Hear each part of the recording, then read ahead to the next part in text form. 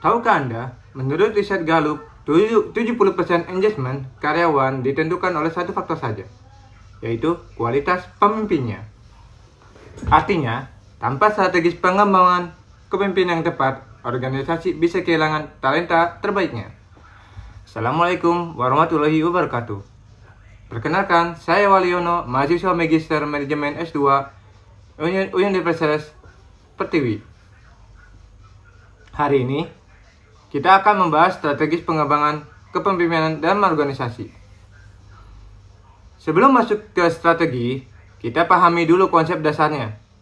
Pengembangan kepemimpinan adalah proses sistematis untuk meningkatkan kapasitas individu dalam memimpin dan mengarahkan orang lain menuju tujuan organisasi. Ini bukan sekedar soal jabatan atau posisi, tapi soal kompetensi, karakter, dan kesiapan. Mengapa ini penting bagi organisasi, apalagi organisasi modern? Pertama, tantangan bisnis semakin kompleks. Pemimpin harus adaptif dan gesit dalam mengambil keputusan. Kedua, regenerasi pemimpin harus disiapkan sejak dini, tidak bisa diadakan.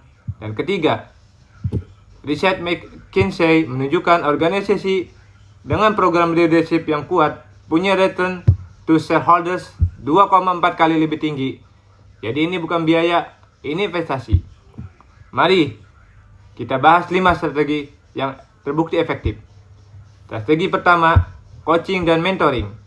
Pemimpin senior pembimbing calon pemimpin melalui pengalaman langsung dan dialog. Coaching berfokus pada peningkatan kinerja spesifik.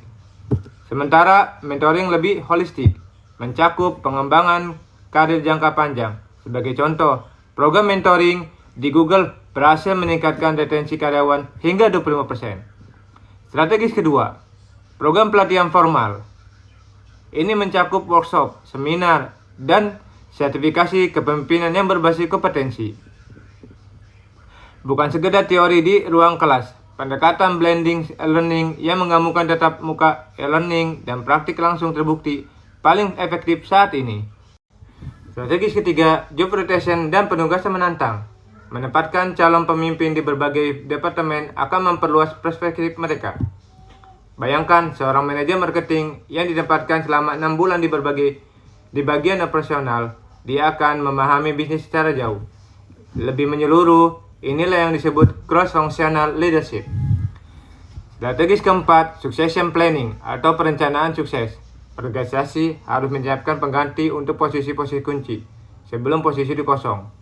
Tanpa succession planning, bisa terjadi kekosongan kepemimpinan yang sangat berbahaya bagi kelangsungan organisasi. Dan yang terakhir, strategi kelima, membangun budaya feedback.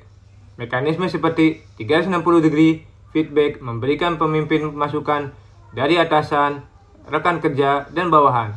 Ini menciptakan kesadaran diri yang menjadi fondasi utama pertumbuhan kepemimpinan. Sekarang, mari kita lihat contoh nyata Unilever menjalankan program yang disebut Future Leader Program. Mereka merekrut lulusan baru dan merotasi mereka berbagai fungsi dan negara selama 3 tahun. Hasilnya, banyak CEO regional Unilever dan saat ini adalah alumni dari program tersebut. Ini membuktikan bahwa investasi di pengembangan pemimpinan memberikan hasil nyata. Tentu saja ada tantangannya. Pertama, resistensi dari pemimpin lama yang merasa posisinya terancam. Kedua, keterbatasan anggaran karena banyak organisasi masih menganggap ini sebagai biaya. Dan ketiga, sulitnya mengukur ROI karena hasilnya bersifat jangka panjang. Solusinya, integrasikan program ini ke dalam strategis bisnis secara keseluruhan. Dan digunakan indikator yang terukur seperti engagement score, retention rate, dan rasio promosi internal. Jadi, untuk merangkum 5 strategi pengembangan kepemimpinan yang telah kita bahas adalah coaching dan mentoring, pelatihan formal, job rotation, succession planning, dan budaya feedback.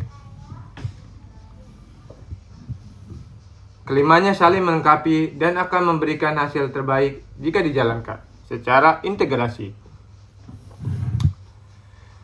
Saya ingin menutup dengan satu refleksi. Kepemimpinan bukan bakat lahir. Kepemimpinan adalah keterampilan yang bisa dikembangkan. Dan tugas utama organisasi adalah menciptakan ekosistem yang memungkinkan kepemimpinan itu tumbuh. Demikian presentasi saya. Assalamualaikum warahmatullahi wabarakatuh.